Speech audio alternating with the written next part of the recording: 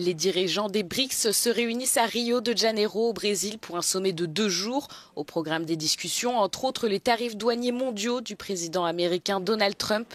Les dirigeants du Brésil, de la Russie, de l'Inde, de la Chine et de l'Afrique du Sud espèrent formuler une réponse unifiée à une guerre commerciale potentielle qui menace de provoquer une instabilité majeure. Le sommet a toutefois été marqué par 2 grandes absences. Le président chinois Xi Jinping, qui n'a pas participé au sommet pour la première fois depuis son accession au pouvoir en 2012, a envoyé à sa place le Premier ministre Li Qiang.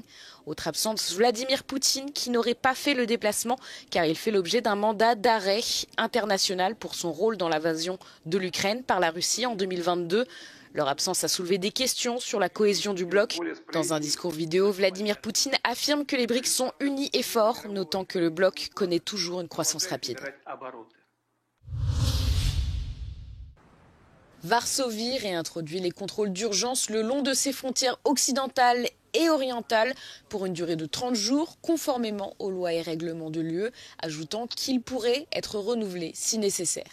52 sites donc, le long de la frontière polonaise avec l'Allemagne et 13 avec la Lituanie, font l'objet de contrôles et d'inspections supplémentaires. Au cours du week-end, le ministre polonais de l'Intérieur, Tomasz Siemoniak, a déclaré que Varsovie était prête à supprimer ces contrôles si Berlin faisait de même. Les tensions sont montées en flèche au sujet de la gestion des frontières, la Pologne affirmant que plus de 11 000 migrants ont été poussés dans son pays depuis l'Allemagne entre janvier 2024 et février 2025. Le chancelier allemand Friedrich Merz s'est dit prêt à travailler avec Varsovie pour résoudre ce problème. Le renforcement des contrôles fait suite à l'augmentation du nombre de passages illégaux de migrants que l'Allemagne, la Pologne et la Lituanie considèrent comme une manœuvre orchestrée par la Russie. Ces pays accusent le Kremlin d'avoir provoqué une crise migratoire en faisant passer des milliers de migrants sur le territoire de l'UE via le Bélarus.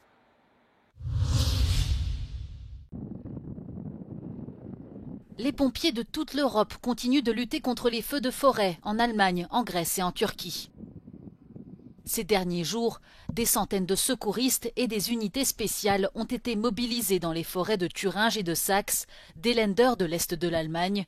Les autorités locales ont décrit la situation comme largement stable et se disent prêtes à faire face à une éventuelle reprise des feux. De leur côté, les services d'incendie grecs ont déclaré que les pompiers avaient progressé dans la maîtrise d'un feu de forêt qui s'est déclaré vendredi dans l'Est de l'Attique. Les vents forts et la canicule prolongée ont augmenté le risque d'incendie dans tout le pays, incitant les services d'urgence à redoubler de vigilance. Plus loin, la Turquie annonce avoir maîtrisé plusieurs grands incendies dans la province d'Izmir, dans l'ouest du pays. Les équipes au sol soutenues par des avions et des hélicoptères ont travaillé 24 heures sur 24 pendant 3 jours pour contenir le feu, selon la direction des forêts turques.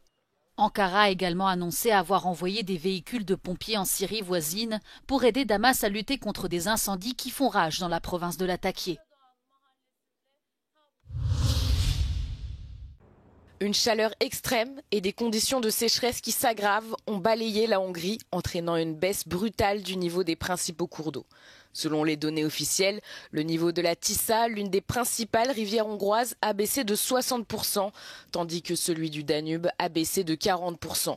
Cette forte baisse affecte de nombreuses entreprises hongroises installées au bord du 2e plus long fleuve d'Europe, une voie de transport majeure à travers le continent. Selon le porte-parole du gouvernement hongrois, les tarifs de transport maritime peuvent augmenter de 100% car les cargos ajoutent une surtaxe pour les navires qui ne sont pas complètement chargés. En raison du faible taux des eaux, les cargos ne peuvent pas naviguer à plus de 30 ou 40% de leur capacité.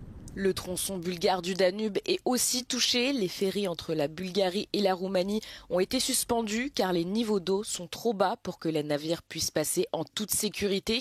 Des parties entières du lac Shrebarna, situé à proximité, se sont elles complètement asséchées.